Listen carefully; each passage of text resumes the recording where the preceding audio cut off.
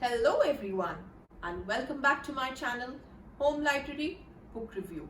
Hope you guys are doing great and today we are here to review another book, Atomic Habits by James Clear. This book is a guide for you to change all the bad habits and introduce new ones. It has sold over 1 million copies. Before we start, don't forget to hit the subscribe button with the bell notification so that you're the first one to get our videos. And if you like the video, don't forget to give the thumbs up. So let's get started right away.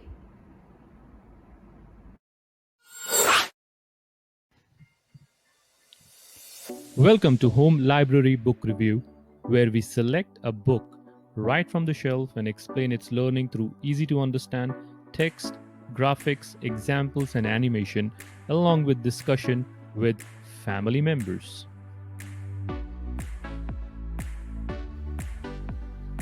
You can now order your book review video on www.home-library.com. Hey everyone! Today we are going to be reviewing Atomic Habits by James Clear. It has sold over 1 million copies worldwide. It comes with the understanding that small changes will have a transformative effect on your career, your relationship, and your life. This book is a guide you need to break bad routines and make good ones. To be able to cover maximum learnings of this book, we have divided this book into 4 parts, and this is part 1 of 4. Also, it has Goodreads rating of 4 out of 5.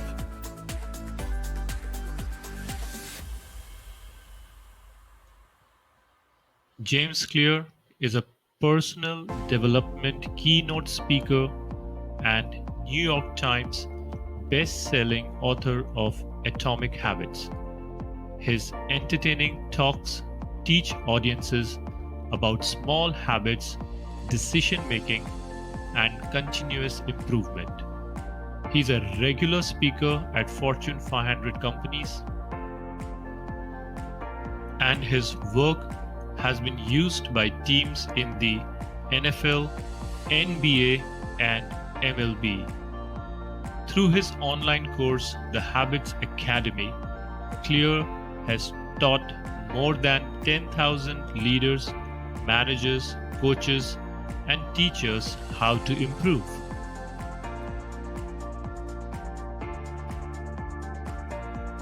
But before we begin, Arnav, can you tell me what are habits? Dad, I think habit is a practice.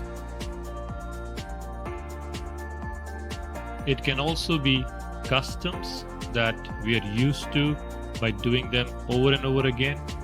It could also be pattern that we form by doing repetitive tasks.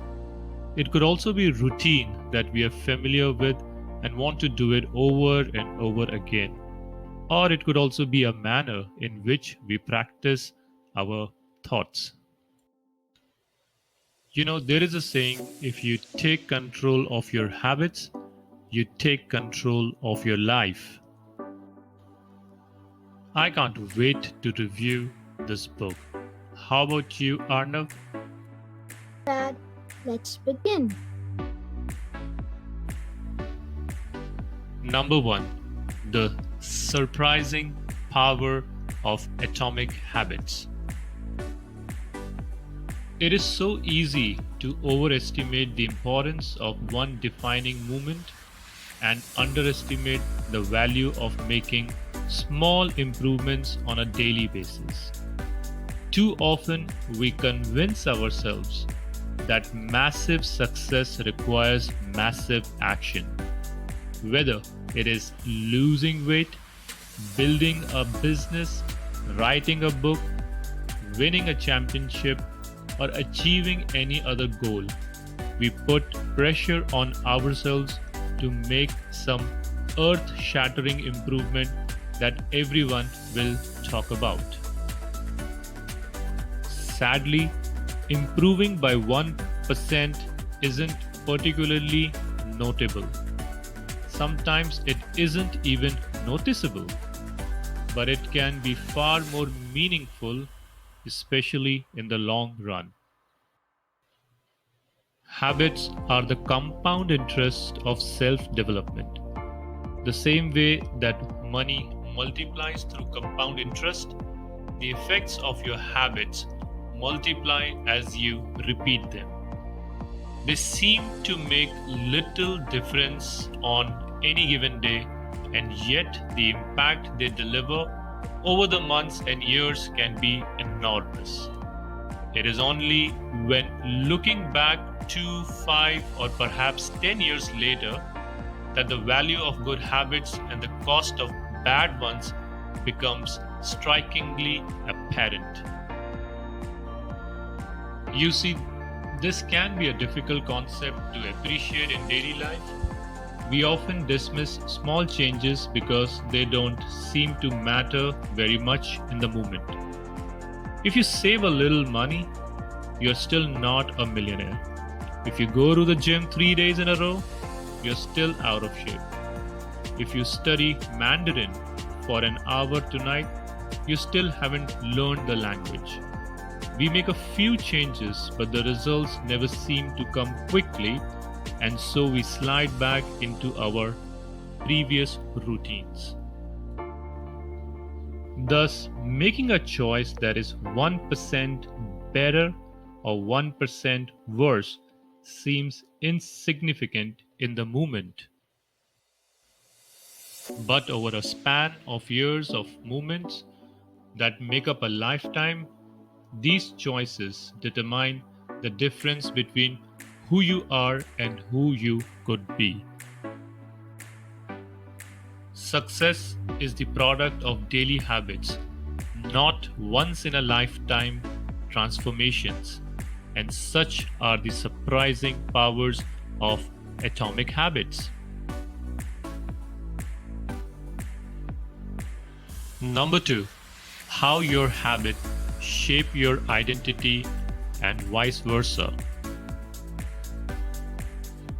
It is often difficult to keep good habits going on for more than a few days, even with sincere effort and the occasional burst of motivation. Habits like exercise, meditation, journaling, and cooking are reasonable for a day or two and then become a hassle. However, once your habits are established, they seem to stick around forever, especially the unwanted ones. Despite our best intentions, unhealthy habits like eating junk food, watching too much television, procrastinating can feel impossible to break. Behind every system of actions are a system of beliefs. The system of democracy is founded on beliefs like freedom, majority rule, and social equality. The systems of a dictatorship has a very different set of beliefs like absolute authority and strict obedience. You can imagine many ways to try to get more people to vote in a democracy, but such behavior change would never get off the ground in a dictatorship.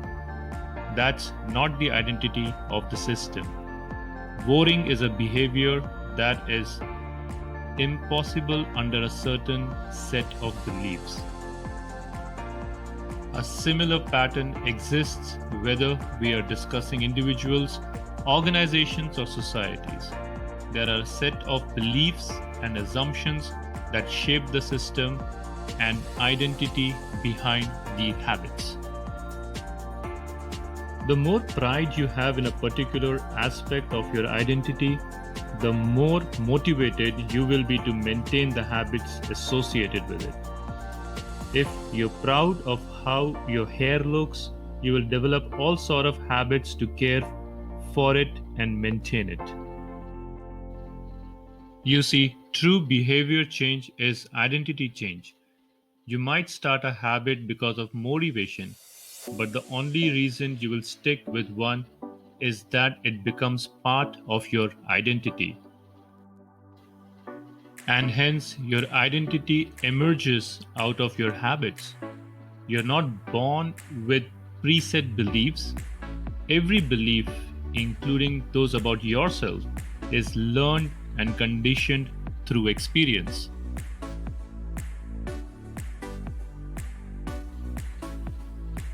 Number 3, how to build better habits in 4 simple steps. Habits are mental shortcuts learned from experience. In a sense, a habit is just a memory of the steps you previously followed to solve a problem in the past. Whenever the conditions are right, you can draw on this memory and automatically apply the same solution. The primary reason the brain remembers the past is to better predict what will work in the future. Now let's see how we can build better habits in 4 simple steps. First, there is a cue. The cue triggers your brain to initiate a behavior. It is a bit of information that predicts a reward.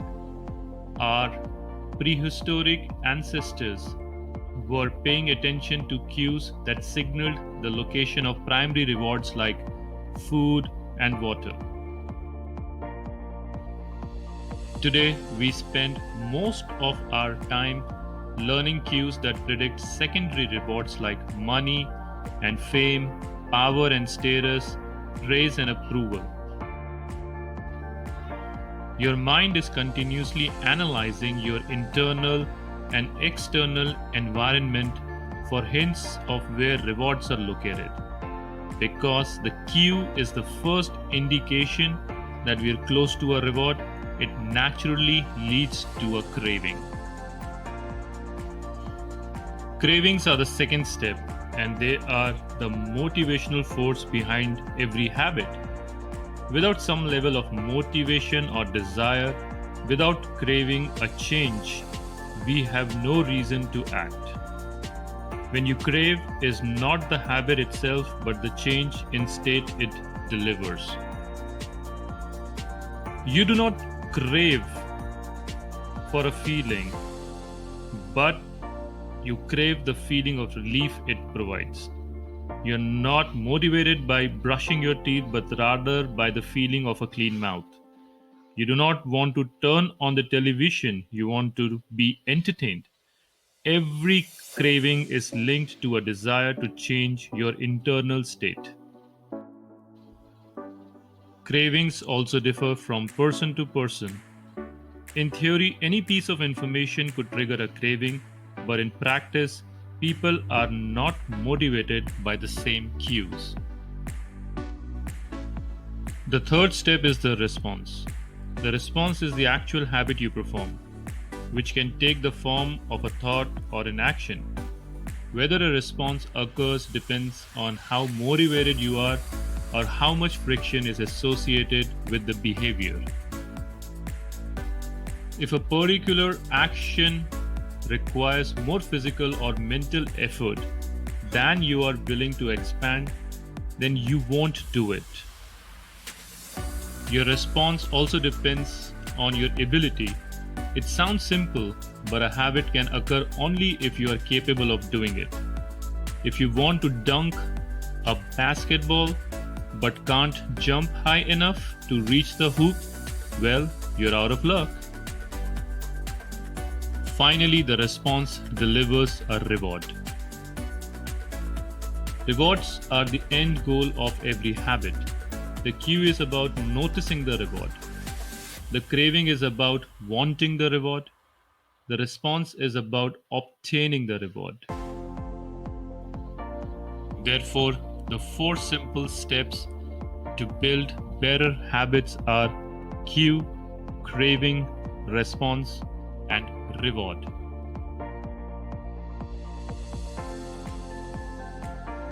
Number 4. The Man Who Didn't Look Right. Here we will learn that there are many cues in the universe. Only if we are able to identify these cues and see a pattern, we might be able to save some fatalities in near future. The human brain is a prediction machine. It is continuously taking in your surroundings and analyzing the information it comes across.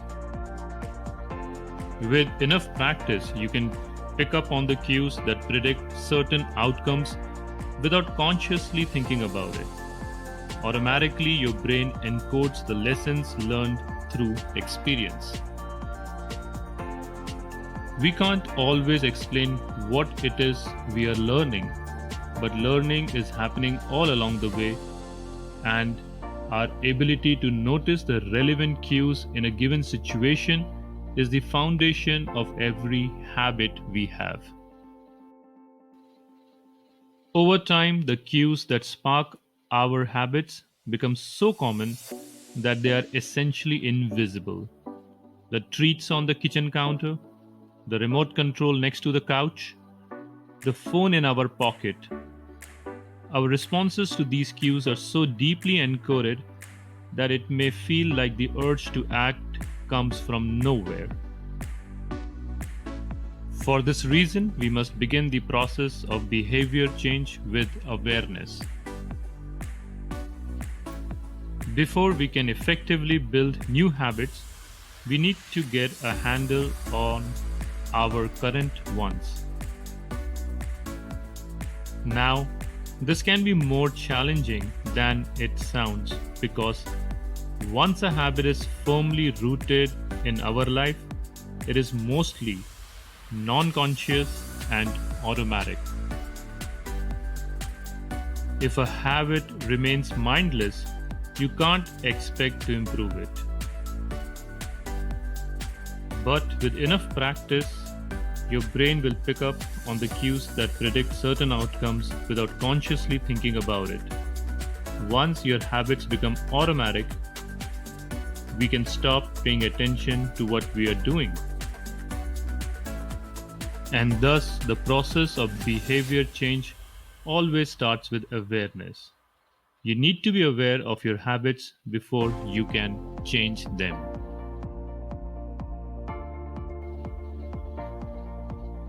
Number 5. The best way to start a new habit. Hundreds of studies have shown that implementation intentions are effective for sticking to our goals.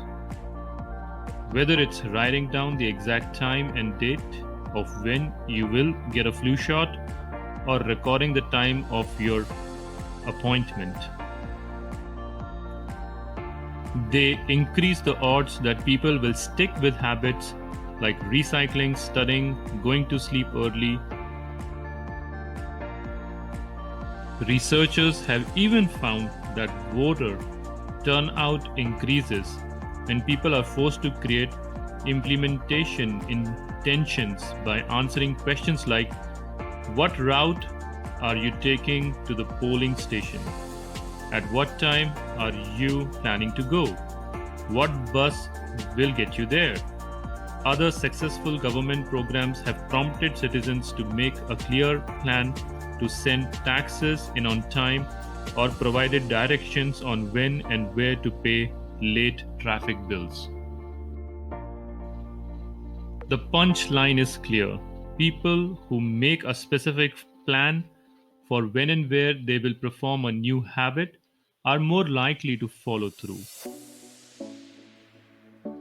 Too many people try to change their habits without these basic details figured out. We always tell ourselves, I'm going to eat healthier or I'm going to write more, but we never say when and where these habits are going to happen. We leave it up to chance and hope that we will just remember to do it or feel motivated at the right time.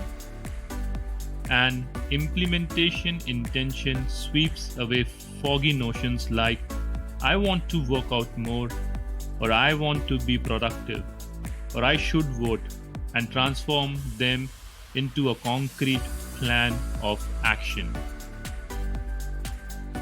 And hence, practicing accountability is the best way to start a new habit.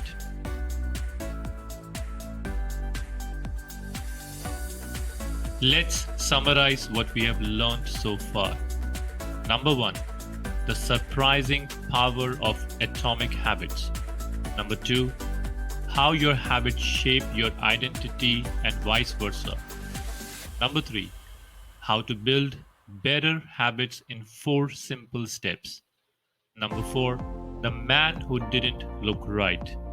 And finally, number 5, the best way to start a new habit. Thank you for watching our video. Please like, subscribe, and put comments. Your comments will help us to know what you would like us to work on. And also, don't forget to click on the bell notification button so that you are the first one to get more videos like this. Until next time, take care and bye.